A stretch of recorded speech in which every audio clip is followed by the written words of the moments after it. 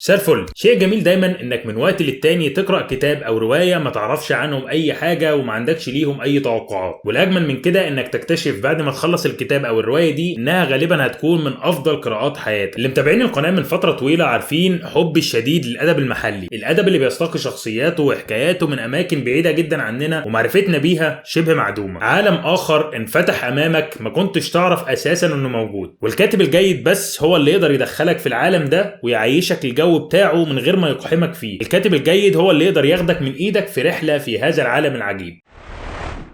الرواية اللي هنتكلم عنها النهاردة هي واحدة من روايات الأدب المحلي ده، والكاتبة رغم صغر سنها ورغم كون إن دي روايتها التانية لأنها نجحت في كتابة واحدة من أجمل روايات الأدب المحلي اللي قرأتها في حياتي. النهاردة هنتكلم عن رواية نمر الليل ليانج سي شو.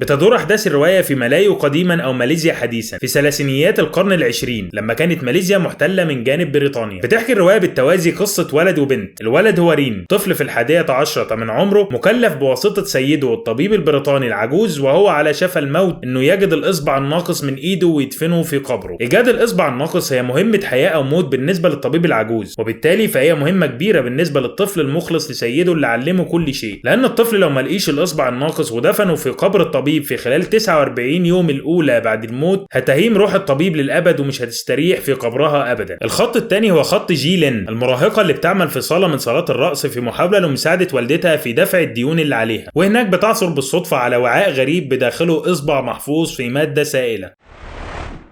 المهمة اللي كانت بتبدو بسيطة بتاخد رين في طريق محفوف بالمخاطر، محاط بالأساطير والقصص المرعبة وجرائم القتل البشعة اللي بتحصل لكل اللي حواليه. الأساطير الصينية حاضرة بقوة في الرواية دي، وده واضح في اختيار الكاتبة لشخصيات روايتها، واللي كل واحد منهم بيمثل واحدة من فضائل الكونفوشيوسية الخمسة. رين بمعنى الطيبة والإنسانية، وغالبا اسمه رين، ده صيني كمان. الصيني هنقوله صح، هنقول أسماء الناس الصينية صح ولا الماليزية صح، هو مش متشكل في الرواية، محدش يسألني أنا مالي. جي وهي الحكمة، شن بمعنى الثقة، يي ومعناها الاستقامة، وأخيرا لي وتعني الطقوس.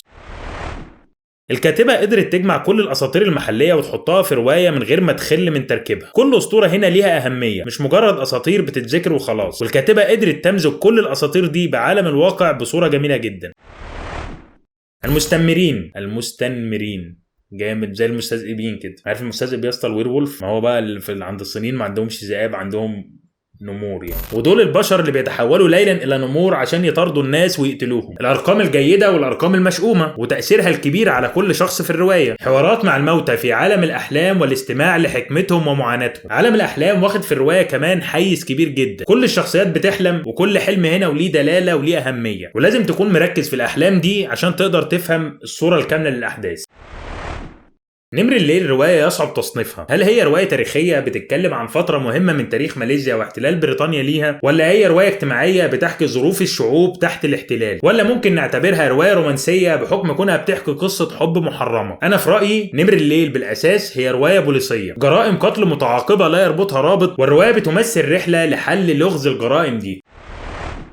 الكاتبة بتبني روايتها بالتدريج وبهدوء شديد، كل خط في الرواية شبه منفصل عن الآخر، بتهيئ القارئ للحظة تقاطع الخطوط دي كلها، بتقدم له لمحة في كل فصل مما سيحدث في المستقبل لما تلتقي كل الخطوط دي مع بعض. بنشوف في رواية نمر الليل المجتمع الكولونيالي الاستعماري في أبهى وأوضح صوره، بنشوف المعاملة المميزة اللي بيتلقاها الأوروبيين في ماليزيا، في حين إن الشعوب اللي بترزخ تحت الاحتلال بتعاني من الفقر والجهل. الامتيازات دي بتظهر بقوة في شخصية ويليام، الطبيب البريطاني اللي شايف إن من حقه يغوي النساء نساء المحليات ويتصرف معاهم كما يشاء.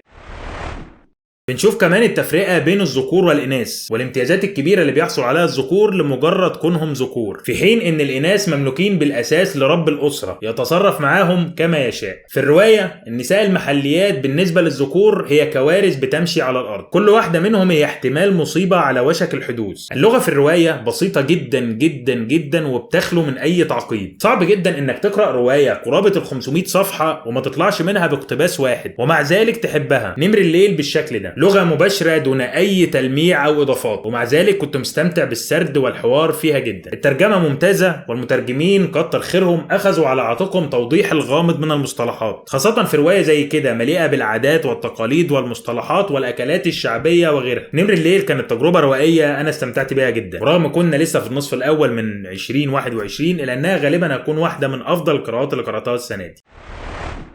بكده نكون خلصنا حلقة النهاردة، نتمنى انها تكون عجبتكم. لو قرأتوا الرواية قولوا لنا رأيكم في الكومنتات، لو ما قرأتوهاش فده ترشيح لرواية كويس. ما تنسوش تعملوا فولو الاكونت بتاع الكتب على الانستجرام وعلى تويتر، ما تنسوش اللايك والشير، وما تنسوش تعملوا سبسكرايب عشان تشوفوا الحلقات اول ما تنزل. ما تنسوش تعملوا سبسكرايب للشانل بتاعت عاطف، هنسيب لكم اللينك بتاعه في الديسكربشن. انا محمد شادي بتاع الكتب، سلام.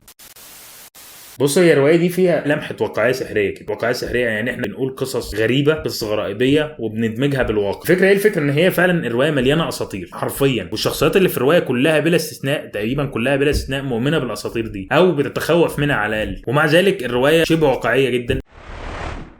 اكتر حدث عجبني في الروايه كما ده غالبا هيبقى فيه حرق شويه، لو حد مش عايز يتحرق له الحته دي ممكن يوقف الحلقه على كده يعني. واكتر حدث عجبني لما رين قابل جي ليندي. يعني هو المفروض اصلا الروايه ماشيه في خطين زي ما انا قلت، الخط بتاع رين ده تمام وهو بيفتكر اخوه اللي كان توامه وكانوا اتربوا مع بعض في بيت ايتام وحاجه زي كده، واخوه يي، اثنين من فضائل الكونفوشيوسيه الخمسه. رين ويي اخوه ده مات من فتره، ده الخط بتاعه، هو الخط بتاع رين. والخط الثاني فيه اثنين اخوات برضو، اللي هي جي ليندي دي اللي هي معناها الحكمه زي ما قلنا، واخوها شن، هما الاثنين اخوات برضو. المفروض هم خط منهم بيدوروا على الصباع اللي ضايع، وخط التاني معاهم الصباع اللي ضايع، فالمفروض هم هيتقابلوا ازاي؟ فالروايه الكاتبه قاعده بتبني الشخصيات دي وبتبني الاحداث وبتعرفنا دول مين وشغالين ايه وبيعملوا ايه ونفس الكلام دول. وبعيد يعني في البدايه بيبان ان من شبه المستحيل ان الخطين دول يتقابلوا، يعني الاثنين في بلدين مختلفين او في مدينتين مختلفتين، يعني مفيش اي ظروف بتجمعهم تقريبا، لكن مع الوقت وتدريجيا بتلاقي ان الخطين بيقربوا مع بعض لحد يوم اللقاء ده. واللقاء ده بتلاقي ان هو يعني عارف من كتر ما الكاتبه بنت له وهيئتك ليه انت مستنيه فعلا، يعني كده حسيته ان هو جيم اوف ثرونز كده لما بداوا كل الاخوات يتقابلوا تاني. طبعا ما شفتش انت ده كان نفس الشعور اللي هو ايه ده والله يا وحشتوني يا اولاد الكلب كده يعني. بس روايه لطيفه يعني. خلاص ابو الظهر وجعني. عاطف مش قادر، انا قاعد ما خلاص اتخنقت من ظهري ده والله، عايز افك وارميه. يا عاطف خف الدم ده. عاطف انت عسل ليه النهارده؟ ما شاء الله عليك يعني. عايزين نخلص. عاطف بقول لك ظهري وجعني.